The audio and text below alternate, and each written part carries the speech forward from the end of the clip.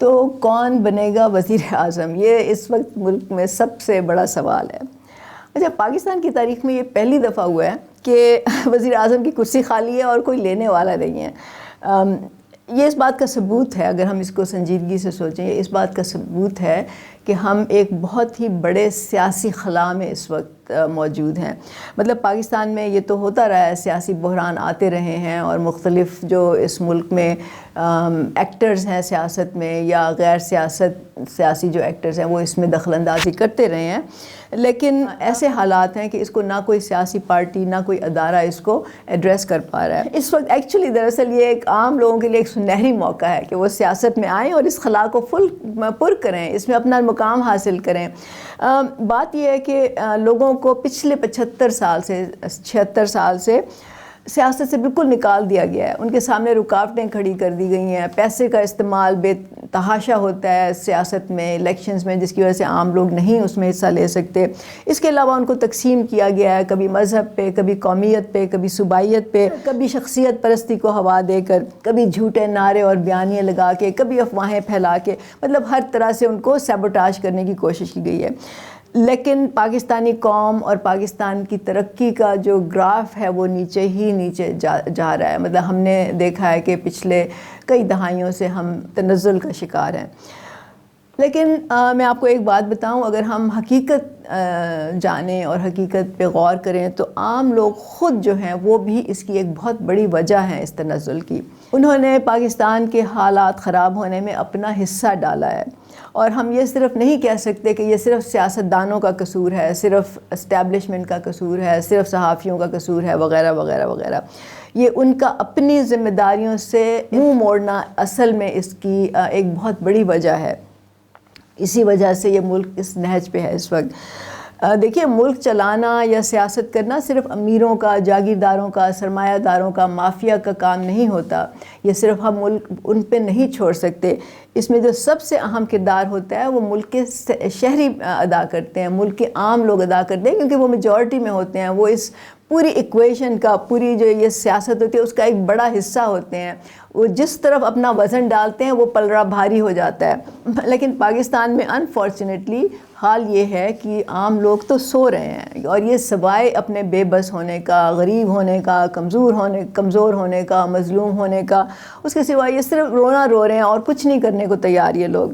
تو یہ بات بہت ہی عجیب ہے، کیونکہ جہاں ایک طرف یہ اپنے کمزور ہونے کا رونا روتے ہیں، دوسری طرف یہ انہی امیروں، کبیروں، طاقتور لوگوں کے جلسوں میں جا کے ان کے جلسوں کو کامیاب بناتے ہیں اور ان کے پاور شو میں حصہ لیتے ہیں۔ مطلب ان کو اپنی پاور ان کے سامنے دکھاتے ہیں تاکہ وہ کامیاب ہوں، اپنی پاور نہیں دکھانا چاہتے، یہ خود نہیں آرگنائز ہونا چاہتے۔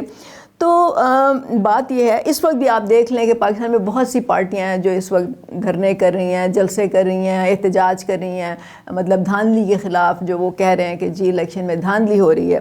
تو وہ کس کے بلبوتے پہ کر رہی ہیں؟ وہ عام لوگوں کے بلبوتے پہ کر رہی ہیں نا۔ اگر عام لوگ وہاں نہیں جائیں گے تو نو میٹر کون وہاں پہ کھڑا ہو جائے، چاہے وہ زرداری ہو، چاہے وہ نواز شریف ہو، چاہے وہ عمران خان ہو، اور چاہے وہ کوئی اور بھی ہو، وہ کامیاب نہیں ہو سکتا۔ مطلب جب عام لوگ جاتے ہیں تو وہ ان پروگرامز کو، احتجاجوں کو وہ کامیاب بناتے ہیں، لیکن وہ اپنے لیے نہیں کچھ کرنا چاہتے، اپنے لیے وہ نہیں نکلنا چاہتے، اپنے لیے وہ آرگنائز نہیں ہونا چاہتے۔ تو یہ بات ابھی تک لوگوں کو سمجھ نہیں آ رہی، یہ افسوس کی بات ہے۔ ابھی تک ہم یہ تو کہہ سکتے ہیں کہ چلیں جی، اس وقت تک عام لوگوں کی کوئی اپنی پارٹی نہیں تھی۔ مطلب یہ جو ساری پارٹیاں، یہ تو امیروں، کبیروں، جاگیرداروں وغیرہ وغیرہ کی پارٹیاں ہیں، اور یہ عام لوگوں کو کبھی آنے بھی نہیں دیں گے سیاست میں۔ لیکن اب تو برابری پارٹی ہے نا۔ برابری پارٹی تو بنائی اس لیے گئی تھی کہ عام لوگوں کو سیاست میں لایا جائے، عام لوگوں کو منظم کیا جائے، عام لوگوں کو لیڈرشپ دی جائے، عام لوگوں کو الیکشن لڑایا جائے، عام لوگوں کو اسمبلیوں میں پہنچایا جائے۔ تو اب کیا ایکسکیوز ہے، اب کیا بہانہ ہے؟ تو بات یہ ہے کہ یہ صرف واحد راستہ ہے جس کے ذریعے آپ اپنا اس ملک میں، سیاست میں، اقتدار میں، فیصلہ کرنے کے اختیار میں آپ اپنا مقام حاصل کر سکتے ہیں۔ اگر آپ یہ نہیں کریں گے تو آپ یہ سنہری موقع کھو دیں گے۔